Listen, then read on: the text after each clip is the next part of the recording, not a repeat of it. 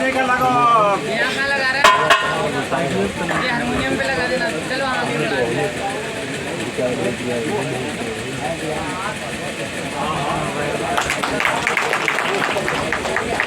Hello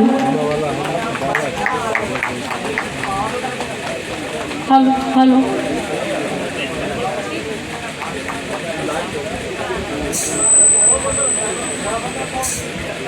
hello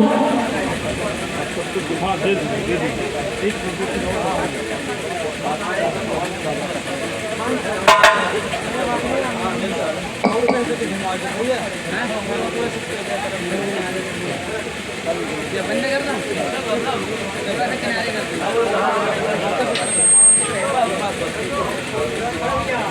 hello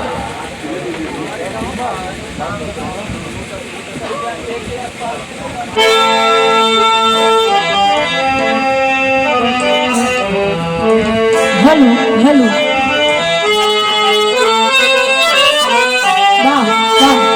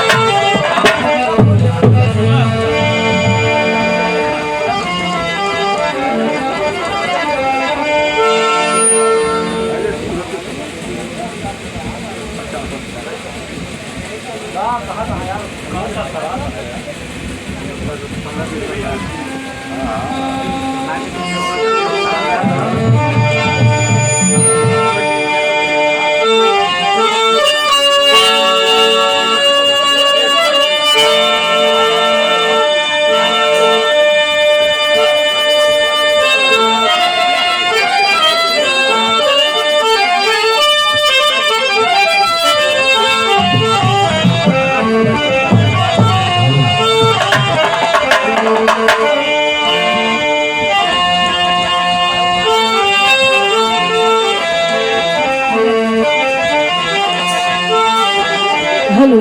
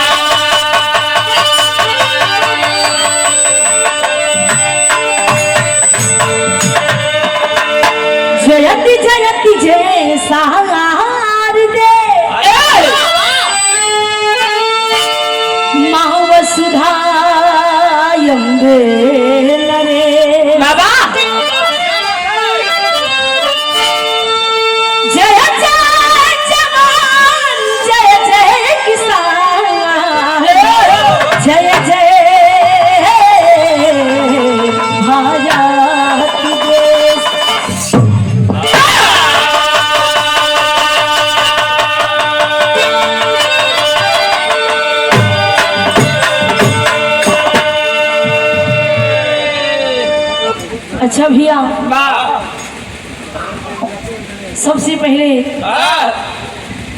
ये उत्तराखंड की पावन धरती, ये लाल कुआं वाह नैनीताल की पावन सरजमी को नमन करते हुए, सलाम करते हुए, सभी का स्वागत करते हुए वाह एक स्वर में सबके नमन बा, आशीर्वाद की कामना बा।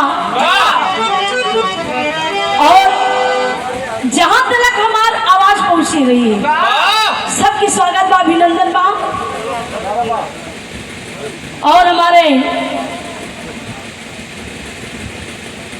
इस कार्यक्रम के आयोजक हमारे अध्यक्ष आप बड़े भैया ब्रिजेश यादव भैया, इनका बहुत ही हम लोगों के ऊपर सहयोग रहा और बहुत बहुत तहे दिल से नमस्ते प्रणाम।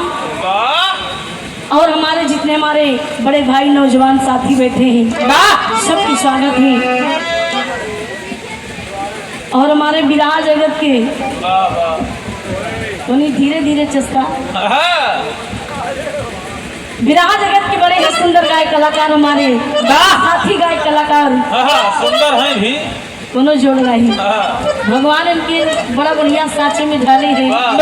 रविवार के दिन रहा। अच्छा, रविवार के भगवान की बनौने हो त्रिभुवन नाथ यादव जी, पूरी पार्टी के नमन का स्वागत बा। बड़ी सुंदर सुंदर गीत सुने के मिला। माई की वंदना, बाबू के वंदना, मेहरारू रूठ जाए बढ़िया से मनाओ। कान की मेहरारू अगर रूठ जाए तो मनाओ बड़ा मुश्किल होता है। भीषण टाँका लग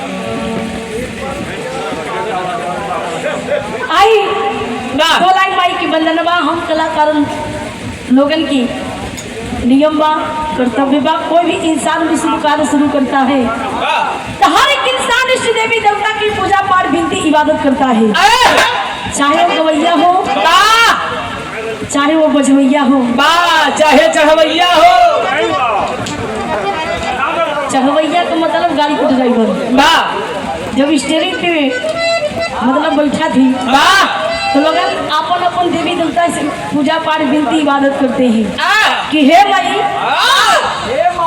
अरे वाह देवी माई, ओ माई, हमार माई, हमरे बबुओं के माई, माइयों के माई, तुम्हारे मौसियों के माई, पूरे देश के माई, पूरे संसार को माई, ओ माई, जो सबकी माई हुई।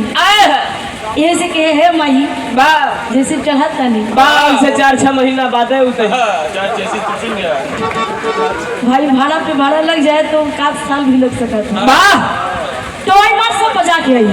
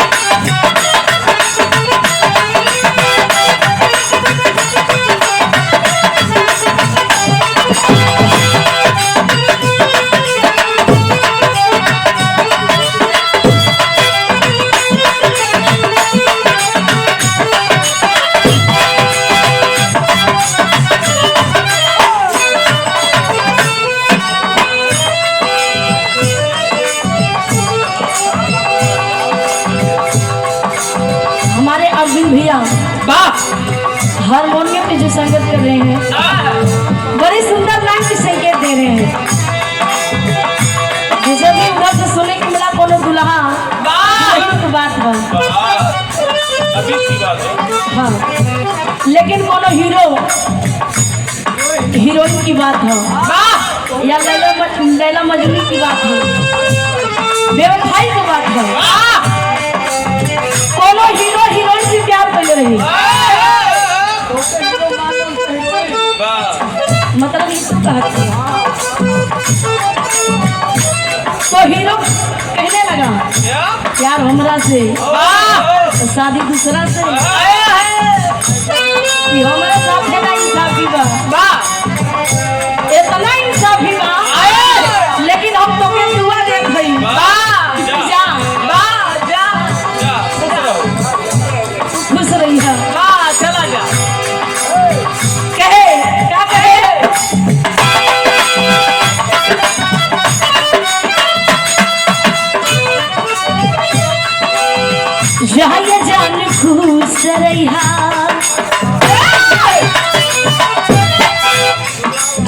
जाए जान खुश रहिया हमके भुला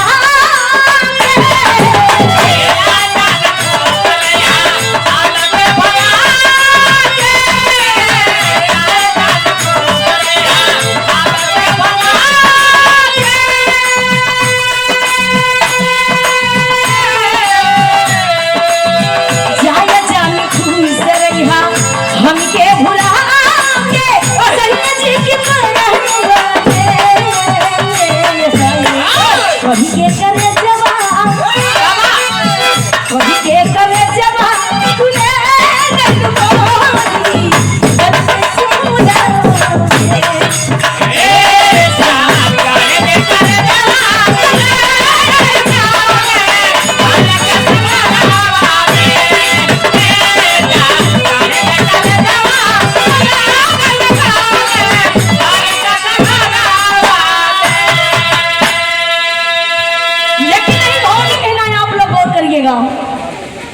ऊंची पर्वत में माँ मैहर वाली माँ का बसेरा है, माँ शारदा का बसेरा है। कहा गया उनके दरबार में कोई भी जाता है वो बंदा कभी खाली वापस नहीं आता। लेकिन हम सब कलाकार वो माई की याद करो थी। कहना बा कैसन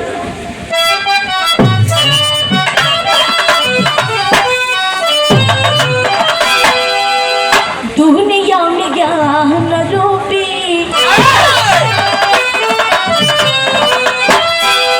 दुनिया में ज्ञान रूपी दीपक जला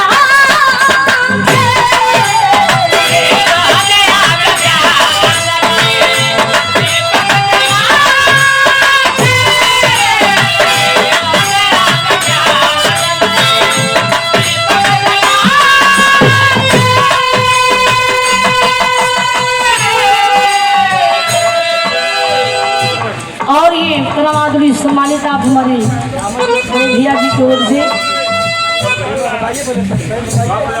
बता दीजिए नाम।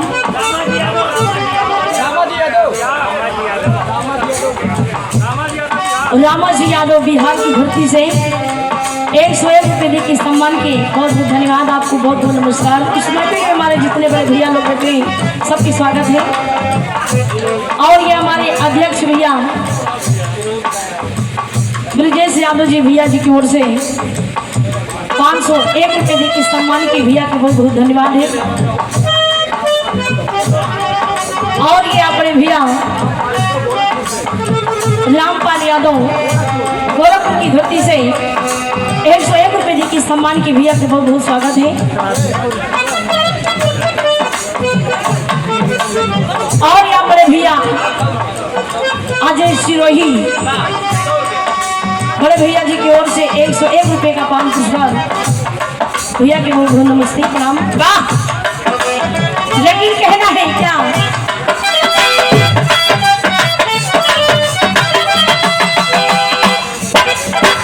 दुनिया में ज्ञान रूपी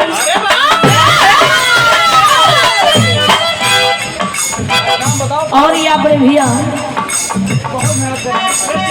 क्या बात है अखिलेश जी की ओर से 51 रुपये की सम्मान की भैया के बहुत बहुत नमस्ते प्रणाम। कहना है दुनिया में ज्ञान रूपी दीपक जला के मैनू मचारा संगीत प्रीत संगीत प्रीत सबके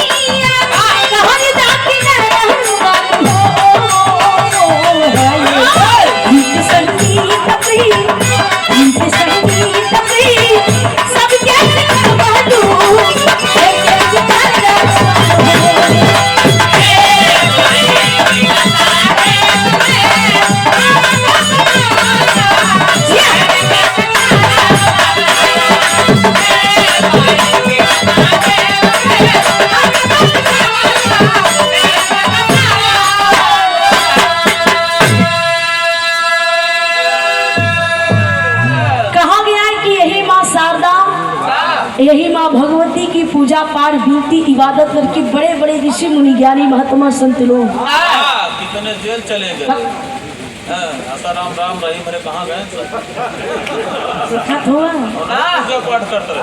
अच्छा नरेंद्र दास चेला है। अमर हो गई, बड़े बड़े ऋषि मुनि ज्ञानी महात्मा संत लोग अमर हो गए। और मान ला जैसे एक लोगन रहे कवि जी जिनके नाम रही कालिदास। मतलब कालिदास जौने डाल पे बैठे रहे उसी डाल को काट रहे थे, लेकिन माँ शारदा की ऐसी कृपा हुई कि मूर्ख से महाकवि कालिदास बन गए। कहना बा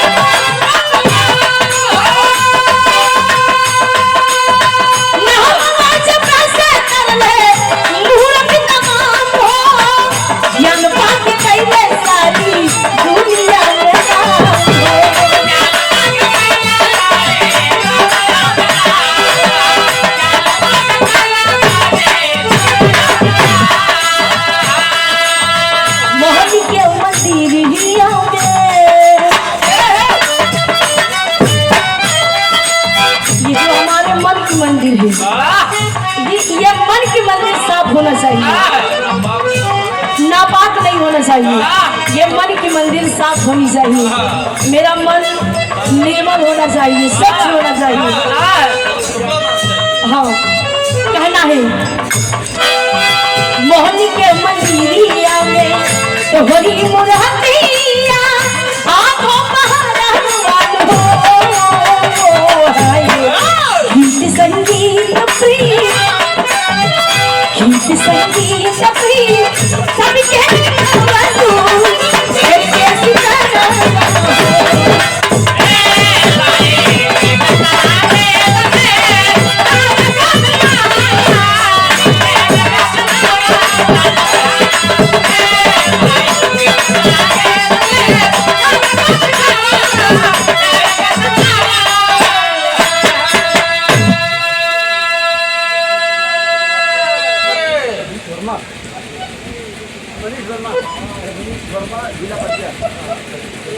और ये परमादुरी सम्मानित आप बड़े भैया जी की ओर से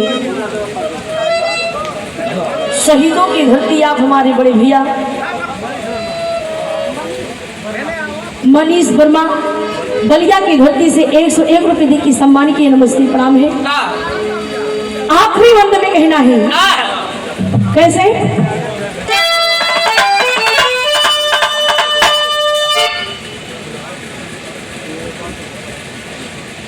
कहना है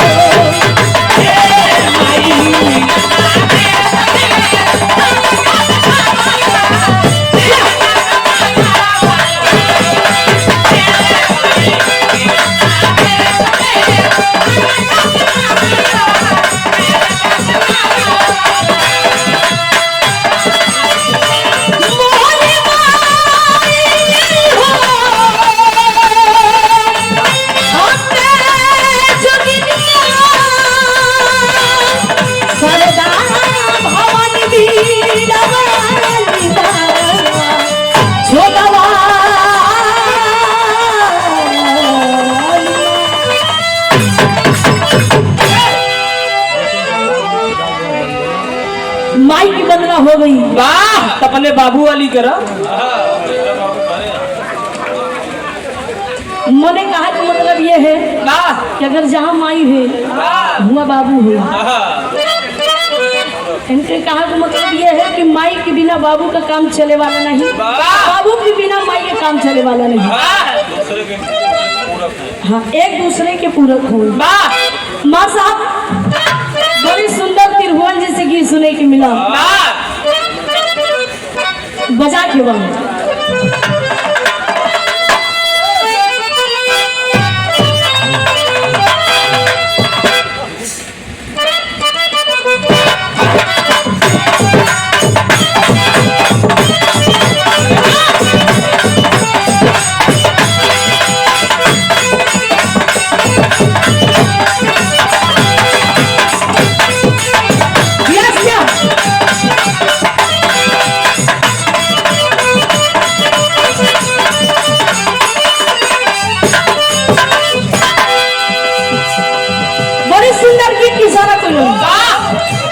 सावन के महीना में काशी नगरी में तमाम कंवरिया लोग गंगा जल कांधे पे कांवर लेके जाते हैं काशी बाबा के नगरी में। लेकिन और समय की बात है ये भैया, भगवान भोलेनाथ कैलाश पर्वत पे विराजमान है। माई पार्वती कैलाश पर्वत पे बैठी है, सिल्लोढ़ा लेके भांग पीस रही है सावन के महीना में। अब भांग पीस के अब छान के एक लोटिया में रख ली, इंतजार करो थे कि हमारे स्वामी हमार पोपो का चीज है। प्यार वाली बात। अच्छा, प्यार उनकी जमाना में पोपो चलत रहे ना, ये निकर वाली कहा कि हमारे स्वामी भी उठेंगे तो मतलब उनके आहार रहे, भोजन रहे भांग धतूर गांजा। जब टिप टिप टिप टिप पानी बरसेला कैलाश पर्वत के महल अटारी तो रहेला, एक पलानी रहे छान रहे, मतलब मड़ही के नीचे दोनों जनी अपन जीवन यापन करत रही। लेकिन पार्वती माँ एक बात की क्या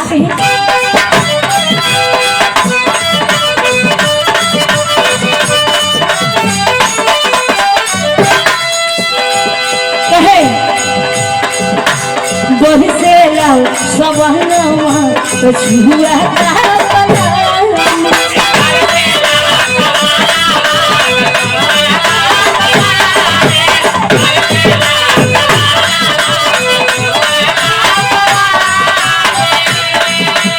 भोला के बुझात मनके ए हो भोला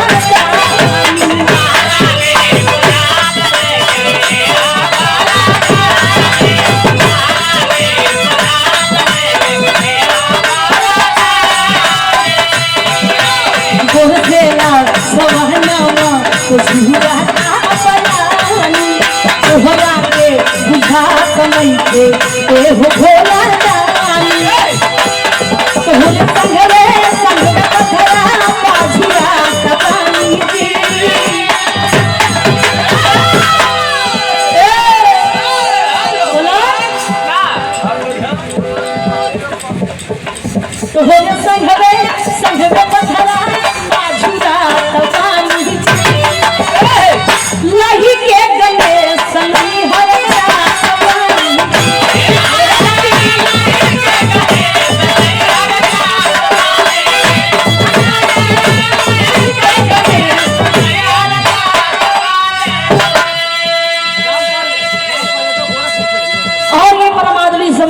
बड़े भैया जी की ओर से रामपाल यादव गोरखपुर की धरती से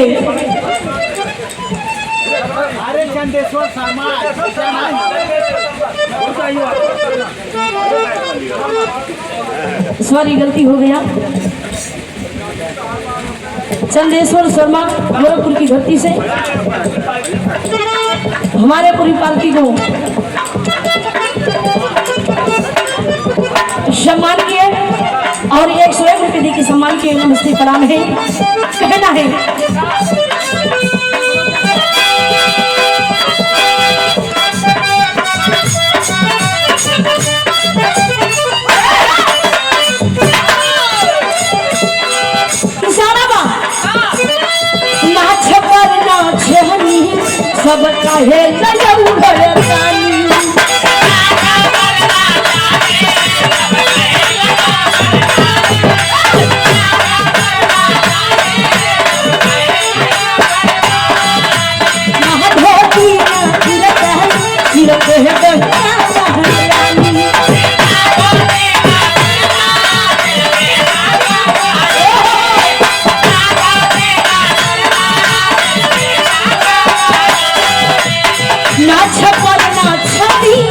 तब काहे लगल घरदारी ना धोती ना कुर्ता सिर पे गंगा महारानी भांगिया धतूर खा ले भांगिया धतूर खा ले तेरा पतिया होती मदी होती मदी होती मदी हमारो बच्चा रे हमारी सोचिया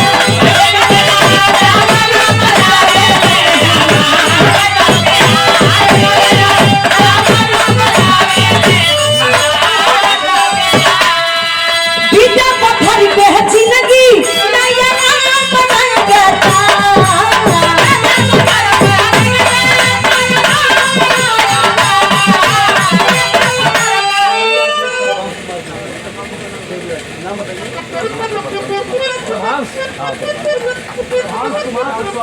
और यहाँ बड़े भैया जी की ओर से प्रभांश कुमार कुशवाहा देवरिया की धरती से देवरिया जिला की धरती से आप बड़े भैया जी की ओर से क्या विधि की सम्मान की नमस्ते प्रणाम।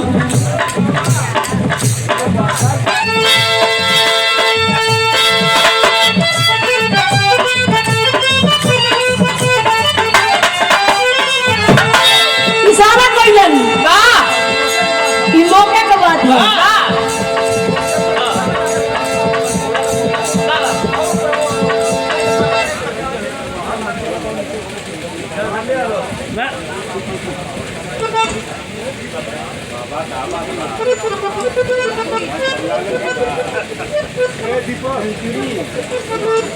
और ये परमादुरी सम्मानित सेंचुरी श्रमिक कल्याण संघ लाल कुआं की धरती से सीपी अच्छा लाल कुआं और 101 रुपये देखिए सम्मान के बोले में कहीं गलती हो जाए फिर से आप बुलवाई सकते थे।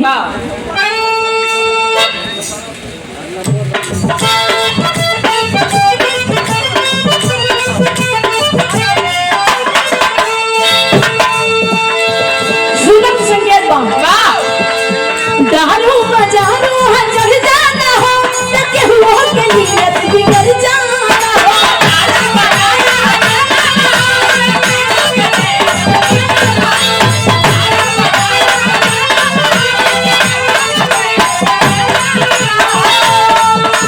दारू बजारू चढ़ जाना हो केहू के नीयत बिगड़ जाना हो चल चिकना के नाम हो घुघुलिया चली चिकना के नाम है घुघुलिया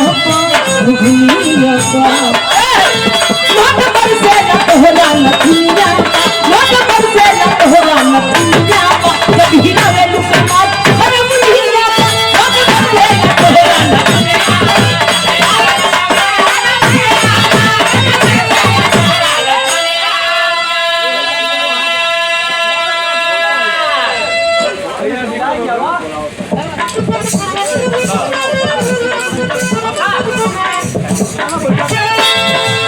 दारू बजारू चढ़ जाना हो केहू के नीयत बिगड़ जाना हो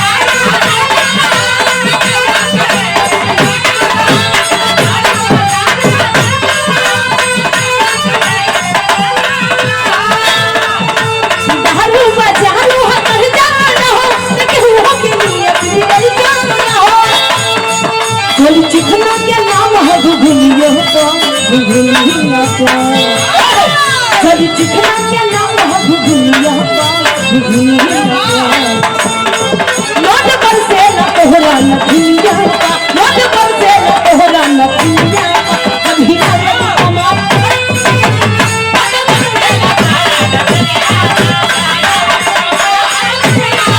मोट पर से न तोहरा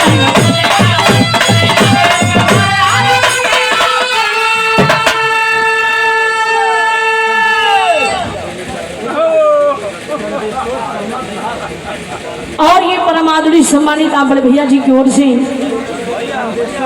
चंदेश्वर शर्मा बिहार की धरती से भाव को समझते हुए एक और प्रति की सम्मान की नमस्ते प्रणाम बहुत बहुत धन्यवाद। इस समाज में हमारे जितने आप बड़े भैया लोग बैठे नमस्ते प्रणाम सबकी स्वागत है।